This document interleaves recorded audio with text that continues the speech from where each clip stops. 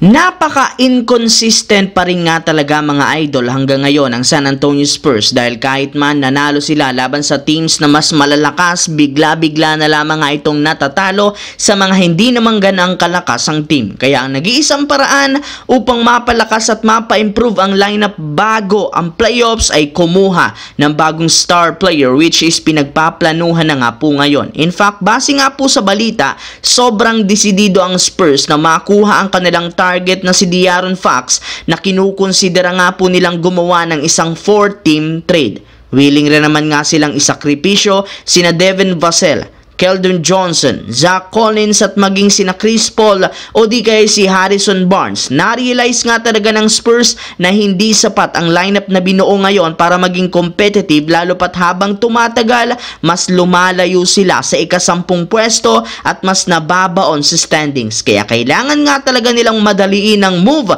habang hindi pa huli ang lahat para sa kanilang kampanya.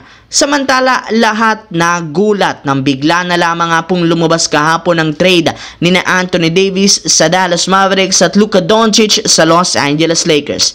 Bagamat kakaiba ang opinyon ng mga fans, players at analysts, may ilan pa rin ditong natuwa dahil sa ginawang trade ng Lakers kay Luka. Gayong bukod sa magkakaroon ulit ng bagong katandem si LeBron, magkakaroon na rin naman sila ng bagong mukha ng kanilang prangkisa once na magretiro na sa LBJ. Sa madaling salita, mas lumakas ngayon ang lineup at mas lumiwanag lalo ang future ng prangkisa which is isang magandang sinyales para sa kanila.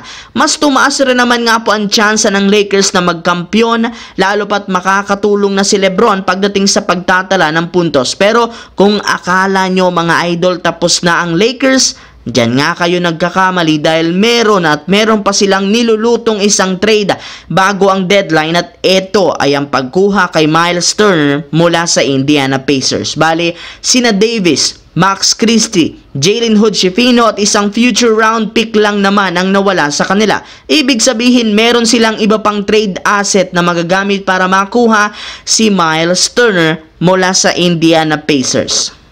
Sa kabilang banda, hindi lang naman mga fans at analyst ang nabiglang trade kahapon dahil ang halos lahat ng mga NBA players hindi makapaniwala dito. Maging sina Kevin Durant at Devin Booker aminado na nagulat sa kalagitnaan mismo ng kanilang game laban sa Portland Trail Blazers.